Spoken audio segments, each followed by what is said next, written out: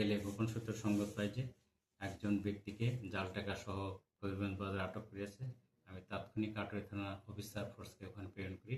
প্রেরণ করে ধৃত ব্যক্তিকে আমাদের হেফাজতে নিয়ে তাকে ব্যাপকভাবে জিজ্ঞাসাবাদ করে।